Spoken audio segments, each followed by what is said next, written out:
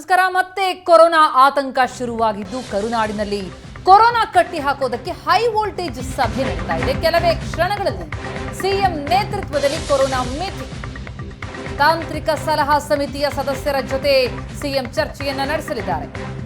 ತಾಂತ್ರಿಕ ಸಲಹಾ ಸಮಿತಿಯ ಸಲಹೆಯನ್ನ ಪಡೆಯಲಿದ್ದಾರೆ ಸಿಎಂ ಸಿದ್ದರಾಮಯ್ಯ. ಈಗಾಗಲೇ ಕೇಂದ್ರ ಆರೋಗ್ಯ ಸಚಿವರು ರಾಜ್ಯದ ಎಲ್ಲ ಆರೋಗ್ಯ ಸಚಿವರೊಂದಿಗೆ ನಿನ್ನೆ ವಿಡಿಯೋ ಕಾನ್ಫರೆನ್ಸ್ ಮೂಲಕ ಮಾಹಿತಿಯನ್ನು ಪಡೆದು ಹಲವು ಸಲಹೆಗಳನ್ನು ನೀಡಿದ್ದಾರೆ. ಅದರ ಬೆನ್ನಲ್ಲೇ ರಾಜ್ಯದಲ್ಲೂ ಕೂಡ ಹೈ ವೋಲ್ಟೇಜ್ ಮೀಟಿಂಗ್. ತಾಂತ್ರಿಕ ಸಲಹಾ ಸಮಿತಿಯ ಸದಸ್ಯರ ಜೊತೆ ಸಿಎಂ ಚರ್ಚೆ ನಡೆಸಲಿದ್ದು ಅವರಿಂದ ಸಲಹೆಯನ್ನು ಪಡೆದಿದ್ದಾರೆ. ಕೇರಳದಲ್ಲಿ ಕೋವಿಡ್ ಪ್ರಕರಣ ಹೆಚ್ಚಳ ಆಗಿರುವಂತಹ ಹಿನ್ನೆಲೆ ಕರುನಾಡಿಗೂ ಆತಂಕ. ಹೀಗಾಗಿ ಕರ್ನಾಟಕದಲ್ಲೂ ಕೂಡ ಅಲರ್ಟ್. ಹಾಗಿದ್ರೆ ಅದ್ದೂರಿ ನ್ಯೂ ಇಯರ್ ಸೆಲೆಬ್ರೇಷನ್ಗೆ ಬ್ರೇಕ್ ಬೀಳುತ್ತಾ? ಇವತ್ತಿನ ಸಿಎಂ ಸಭೆಯಲ್ಲಿ ಹೊಸ ವರ್ಷದ ಆಚರಣೆಯ ಭವಿಷ್ಯ ನಿರ್ಧಾರ ಆಗಲಿದೆ. ರಾಜ್ಯದಲ್ಲಿ ಪಾಸಿಟಿವಿಟಿ ರೇಟ್ ಹೆಚ್ಚಳದ ಸಾಧ್ಯತೆ ಎಷ್ಟಿದೆ? ಕೋವಿಡ್ ಲಕ್ಷಣ ಇರೋರಿಗೆ ಏನೆಲ್ಲ ಚಿಕಿತ್ಸೆ ಕೊಡಬೇಕು? ಇದೆಲ್ಲ ವಿಚಾರಕ್ಕೆ ಸಂಬಂಧಪಟ್ಟಂತೆ ಕೋವಿಡ್ ಮೀಟಿಂಗ್ನಲ್ಲಿ ಇನ್ನೇನು ಕೆಲವೇ ಹೊತ್ತಲ್ಲಿ ಚರ್ಚೆ ಆರಂಭ ಆಗುತ್ತೆ. ಈಗಾಗಲೇ ಹಲವು ಸಿದ್ಧತೆಗಳನ್ನ ಮಾಡಿಕೊಂಡಿದ್ದು ಸರ್ಕಾರಿ ಆಸ್ಪತ್ರೆಗಳಲ್ಲಿ ಏನೆಲ್ಲ ಕ್ರಮ ಕೈಗೊಳ್ಳಬೇಕು ಅನ್ನೋದ್ರ ಬಗ್ಗೆ ಈ ಮೀಟಿಂಗ್ನಲ್ಲಿ ಚರ್ಚೆಯಾಗಲಿದೆ.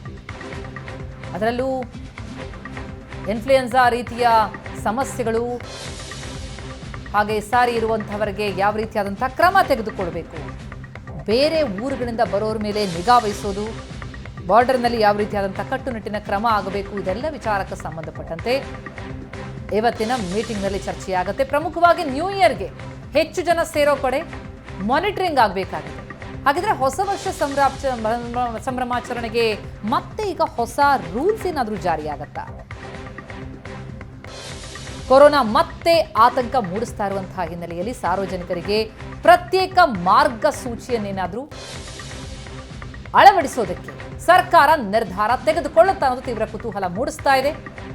ಇನ್ನೇನು ಕೆಲವೇ ಕ್ಷಣಗಳಲ್ಲಿ ಸಿಎಂ ನೇತೃತ್ವದಲ್ಲಿ ತಾಂತ್ರಿಕ ಸಲಹಾ ಸಮಿತಿಯ ಸದಸ್ಯರ ಜೊತೆ ಮೀಟಿಂಗ್ ಆರಂಭ ಆಗಲಿದೆ.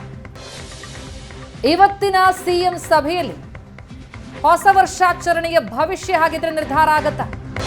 ಹೊಸ ವರ್ಷಕ್ಕೆ ರಾಜ್ಯದಲ್ಲೇನಾದ್ರೂ ಕೋವಿಡ್ ಕಂಟಕ ಫಿಕ್ಸ್? ಜನವರಿ ಮೊದಲ ವಾರದಲ್ಲಿ ಕೊರೋನಾ ಏರಿಕೆಯಾಗುವ ಸಾಧ್ಯತೆ. ಜನವರಿ ಮೊದಲ ವಾರದಲ್ಲಿ ಹೆಚ್ಚು ಕೇಸ್ ದಾಖಲಾಗುವ ಸಾಧ್ಯತೆ ಇದೆ. ಜನವರಿ ತಿಂಗಳಿನಲ್ಲಿ ಸೋಂಕಿತರ ಸಂಖ್ಯೆ ಹೆಚ್ಚುವ ಆತಂಕ ಇದ್ದು ಆರೋಗ್ಯಾಧಿಕಾರಿಗಳು, ತಜ್ಞ ವೈದ್ಯರು ಕಳವಳ ವ್ಯಕ್ತಪಡಿಸ್ತಾ ಇದ್ದಾರೆ. ಜನವರಿಯಲ್ಲಿ ಸೋಂಕು ಹೆಚ್ಚಾಗಿ ಫೆಬ್ರವರಿ ತಿಂಗಳಿನಲ್ಲಿ ಅದು ಇಳಿಕೆಯಾಗುವ ನಿರೀಕ್ಷೆ. ಸದ್ಯಕ್ಕೆ ಕೇರಳದಲ್ಲಿ ಕೊರೋನಾ ಹೆಚ್ಚಳವಾಗಿರೋದು ರಾಜ್ಯಕ್ಕೆ ಆತಂಕ ಸೃಷ್ಟಿಸಿತ್ತು. ಆದರೆ ಈಗ ಗಮನಿಸ್ತಾ ಹೋದ್ರೆ ಹೊಸ ವರ್ಷಕ್ಕೆ ಅಂದ್ರೆ ಜನವರಿ ಮೊದಲ ವಾರದಲ್ಲಿ ಕೊರೋನಾ ಏರಿಕೆಯಾಗುವ ಸಾಧ್ಯತೆಯನ್ನ ಎಕ್ಸ್ಪರ್ಟ್ಸ್ ನಿರೀಕ್ಷಿಸ್ತಾ ಇದ್ದಾರೆ. ಜನವರಿ ಮೊದಲ ವಾರದಲ್ಲಿ ಕೇಸ್ ಹೆಚ್ಚಾಗುವಂತಹ ಅಥವಾ ಹೆಚ್ಚು ಕೇಸ್ ದಾಖಲಾಗುವ ಸಾಧ್ಯತೆಗಳು ಕಂಡು ಬರ್ತಾ ಇದೆ. ಹಾಗಿದ್ರೆ ಏನೆಲ್ಲ ಕ್ರಮಗಳನ್ನ ಕೈಗೊಳ್ಳಬೇಕಾಗತ್ತೆ, ನಿರ್ಧಾರ ಆಗಬಹುದು ಅನ್ನೋದ್ರ ಕುರಿತಾಗಿ ಇನ್ನಷ್ಟು ಡೀಟೇಲ್ಸ್ ಪಡೆಯೋಣ. ನಮ್ಮ ಪ್ರತಿನಿಧಿ ಮಮತಾ ಈಗ ಸಂಪರ್ಕದಲ್ಲಿದ್ದಾರೆ. ಮಮತಾ, ಮತ್ತೆ ಈಗ ಕೊರೋನಾ ಆತಂಕವನ್ನ ಹುಟ್ಟಿಸ್ತಾ ಇರುವಂತದ್ದು, ಹಾಗಿದ್ರೆ ಸದ್ಯದ ರಾಜ್ಯದ ಪರಿಸ್ಥಿತಿ ಏನು? ಇವತ್ತಿನ ಸಭೆ ಎಷ್ಟು ಮಹತ್ವ ಪಡೆದುಕೊಳ್ಳುತ್ತೆ? ಮತ್ತೆ ಕಟ್ಟುನಿಟ್ಟಿನ ರೂಲ್ಸ್ ಜಾರಿಯಾಗುವ ಸಾಧ್ಯತೆ ಇದೆಯಾ? ಪ್ರತಿಮಾ, ಈಗಾಗಲೇ ಕೋವಿಡ್ ಜಾಸ್ತಿ ಆಗುವಂತಹ ಎಲ್ಲ ಲಕ್ಷಣಗಳು ಕೂಡ ಕಾಣಿಸ್ತಾ ಇರುವಂಥದ್ದು. ಈಗಾಗಲೇ ಕೇರಳದಲ್ಲಿ ಜಾಸ್ತಿ ಆಗಿದೆ, ಅದರ ಜೊತೆಗೆ ಈಗ ಕರ್ನಾಟಕದಲ್ಲೂ ಕೂಡ ಜಾಸ್ತಿ ಆದರೆ ಏನೇನು ಮಾಡಬೇಕು ಅನ್ನುವಂತಹ ನಿಟ್ಟಿನಲ್ಲಿ ಸಭೆ ಮೇಲೆ ಸಭೆ ನಡೆಸಲಾಗ್ತಾ ಇದೆ. ಅದರ ಜೊತೆಗೆ ಸರ್ಕಾರಿ ಆಸ್ಪತ್ರೆಗಳಲ್ಲೂ ಕೂಡ ಬೇಕಾದಂತಹ ಮುನ್ನೆಚ್ಚರಿಕಾ ಕ್ರಮಗಳನ್ನು ತೆಗೆದುಕೊಳ್ಳೋದಕ್ಕೆ ಈಗಾಗಲೇ ಸರ್ಕಾರದಿಂದ ಸೂಚನೆಯನ್ನು ನೀಡಲಾಗಿದೆ. ಅದರ ಜೊತೆಗೆ ಇವತ್ತು ಮಹತ್ವದ ಸಭೆಯನ್ನು ನಡೆಸಲಾಗ್ತಾ ಇದೆ. ಅಂದರೆ ನಿನ್ನೆ ಕೇಂದ್ರ ಸರ್ಕಾರದ ಜೊತೆಗೂ ಕೂಡ ಸಭೆಯನ್ನು ನಡೆಸಲಾಯಿತು, ಜೊತೆಗೆ DHOಗಳ ಜೊತೆಗೂ ಕೂಡ ಸಭೆಯನ್ನು ನಡೆಸಲಾಯಿತು. ದಿನೇಶ್ ಗುಂಡೂರಾವ್ ಅವರು ಸಭೆಯನ್ನು ನಡೆಸಿದ್ರು. ಅದಾದ ಬಳಿಕ ಈ ವರದಿ ಎಲ್ಲವನ್ನೂ ಕೂಡ ತೆಗೆದುಕೊಂಡು ಇವತ್ತು ಸಿಎಂ ಅವರು ಮಹತ್ವದ ಸಭೆಯನ್ನು ನಡೆಸಲಿದ್ದಾರೆ. ಇನ್ನೇನು ಕೆಲವೇ ಹೊತ್ತಿನಲ್ಲಿ ಕೋವಿಡ್ ಸಂಬಂಧವಾಗಿ ಒಂದು ಸಭೆ ನಡೆಸಲಾಗುತ್ತೆ. ಈ ಸಭೆಯಲ್ಲಿ ತಾಂತ್ರಿಕ ಸಲಹಾ ಸಮಿತಿಯ ಎಲ್ಲ ಏನು ವೈದ್ಯರುಗಳು ಇರಬಹುದು, ಅದರ ಜೊತೆಗೆ ಆರೋಗ್ಯ ಇಲಾಖೆಯ ಅಧಿಕಾರಿಗಳು, BBMPಯ ಆರೋಗ್ಯ ಅಧಿಕಾರಿಗಳಿರ್ಬೋದು, ಎಲ್ಲರೂ ಕೂಡ ಈ ಸಭೆಯಲ್ಲಿ ಭಾಗಿಯಾಗ್ತಾರೆ. ಸಭೆಯಲ್ಲಿ ಮುಖ್ಯವಾಗಿ ಕೋವಿಡ್ ಹೆಚ್ಚಾದಂತಹ ಸಂದರ್ಭದಲ್ಲಿ ಏನೇನು ಮಾಡಬೇಕು ಅಥವಾ ಖಾಸಗಿ ಆಸ್ಪತ್ರೆಗಳಲ್ಲಿ ಟೆಸ್ಟ್ಗಳಿಗೆ ಅಂದರೆ ರೇಟ್ ಫಿಕ್ಸ್ ಮಾಡುವಂಥದ್ದು, ಬೇಕಾಬಿಟ್ಟಿ ದರವನ್ನು ಏರಿಕೆ ಮಾಡಿಕೊಂಡು ಹೋಗುವಂಥದ್ದು ಇವೆಲ್ಲವೂ ಕೂಡ ನಡೆಯುತ್ತೆ. ಹಾಗಾಗಿ ಇದನ್ನು ತಡೆಗಟ್ಟೋದಕ್ಕೆ ಅಂತ ಹೇಳಿ ಅಲ್ಲಿ ಹೇಗೆ ದರವನ್ನು ಫಿಕ್ಸ್ ಮಾಡಬೇಕು ಮತ್ತು ಔಷಧಿಗಳ ಶಾರ್ಟೇಜ್ ಇದೆಯಾ ಇಲ್ವಾ ಇವೆಲ್ಲದರ ಬಗ್ಗೆಯೂ ಕೂಡ ಚರ್ಚೆ ಆಗುತ್ತೆ. ಅದರ ಜೊತೆಗೆ ಮುಖ್ಯವಾಗಿ ಹೊಸ ವರ್ಷಾಚರಣೆಯ ಸಂಭ್ರಮದಲ್ಲಿ ಜನ ಕೂಡ ಇದ್ದಾರೆ. ಇನ್ನು ಕ್ರಿಸ್ಮಸ್ ಕೂಡ ಬರ್ತಾ ಇದೆ. ಹಾಗಾಗಿ ಅಲ್ಲಲ್ಲಿ ಜನ ಗುಂಪುಗೂಡುವಂಥದ್ದು, ಒಂದಷ್ಟು ಸಂಭ್ರಮಗಳು ಎಲ್ಲವೂ ಕೂಡ ಇರುತ್ತೆ ಹೊಸ ವರ್ಷಾಚರಣೆ ಅಂತಂದರೆ. ಹಾಗಾಗಿ ಅಲ್ಲಿ ಹೇಗೆ ಅದನ್ನು ಕೋವಿಡನ್ನು ಕಟ್ಟಿ ಹಾಕೋದಕ್ಕೆ ಅಂತೇಳಿ ಯಾವ ರೀತಿಯ ರೂಲ್ಸನ್ನು ತರಬೇಕು ಅಥವಾ ಹೊಸ ಗೈಡ್ಲೈನ್ಸನ್ನು ಬಿಡುಗಡೆ ಮಾಡಬೇಕಾ ಅನ್ನುವಂಥದ್ದನ್ನು ಈಗಾಗಲೇ ಇವತ್ತಿನ ಸಭೆಯಲ್ಲಿ ಚರ್ಚೆ ಆಗುತ್ತೆ.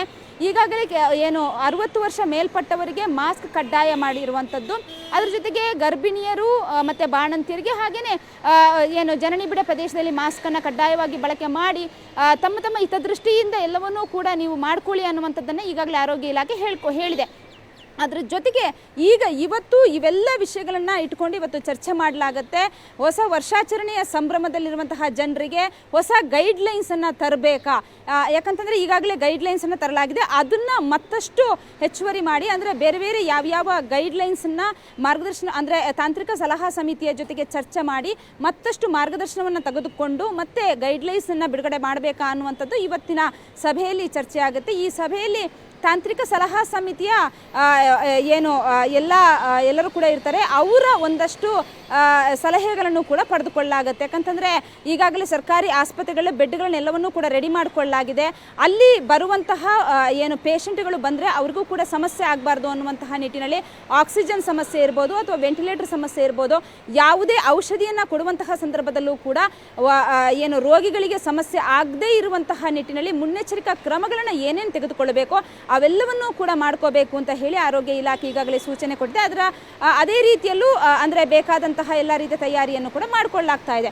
ಜೊತೆಗೆ ಇವತ್ತು ಸಭೆಯಲ್ಲಿ ಕೂಡ ಏನೇನು ಮಾಡಬೇಕು, ಎಲ್ಲಿ ಔಷಧಿಗಳ ಶಾರ್ಟೇಜ್ ಇದ್ದರೆ ಅದನ್ನು ತರಿಸ್ಕೊಳ್ಳುವಂಥದ್ದು ಮತ್ತು ಆರೋಗ್ಯ ಇಲಾಖೆಗೆ ಇನ್ನೊಂದಷ್ಟು ಸೂಚನೆಗಳನ್ನು ಕೂಡ ನೀಡೋರಿದ್ದಾರೆ. ಅದರಲ್ಲೂ ಮುಖ್ಯವಾಗಿ ಕರ್ನಾಟಕದ ಅಂದರೆ ಗಡಿ ಭಾಗದಲ್ಲಿ ಬರುವಂತಹ ಜನರನ್ನ ಅಂದರೆ ಈಗಾಗಲೇ ಅಯ್ಯಪ್ಪ ಭಕ್ತರು ಕೂಡ ಜಾಸ್ತಿ ಸಂಖ್ಯೆಯಲ್ಲಿ ಪ್ರಯಾಣವನ್ನು ಬಳಸ್ತಾರೆ. ಅಂತಹ ಸಂದರ್ಭದಲ್ಲಿ ಅವರ ಮೇಲೆ ನಿಗಾ ಇಡುವಂಥದ್ದು, ಶಾಲೆಗಳಿಗೆ ಮಕ್ಕಳು ಹೋಗುವಂಥದ್ದು, ಶಾಲೆಗಳಲ್ಲಿ ಯಾವ ರೀತಿ ಮುನ್ನೆಚ್ಚರಿಕಾ ಕ್ರಮವನ್ನು ತೆಗೆದುಕೊಳ್ಳಬೇಕು ಎಲ್ಲವೂ ಕೂಡ ಇವತ್ತಿನ ಸಭೆಯಲ್ಲಿ ನಿರ್ಧಾರವಾಗುತ್ತೆ. ಹಾಗಾಗಿ ಇವತ್ತಿನ ಸಭೆ ತುಂಬ ಮಹತ್ವವನ್ನು ಪಡೆದಿರುವಂಥದ್ದು. ಜೊತೆಗೆ ಮತ್ತೊಂದು ಗೈಡ್ಲೈನ್ಸ್ ಕೂಡ ಬಿಡುಗಡೆ ಆಗುವಂತಹ ಸಾಧ್ಯತೆ ಹೆಚ್ಚಿರುವಂಥದ್ದು. ಪ್ರತಿಮಾ, ಥ್ಯಾಂಕ್ ಯು ಮಮತಾ ತಮ್ಮೆಲ್ಲ ಮಾಹಿತಿ.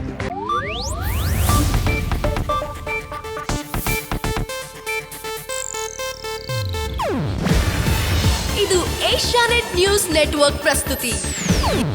ನೀವು ನೋಡ್ತಿದ್ದೀರಾ ಏಷ್ಯಾನೆಟ್ ಸುವರ್ಣ ನ್ಯೂಸ್.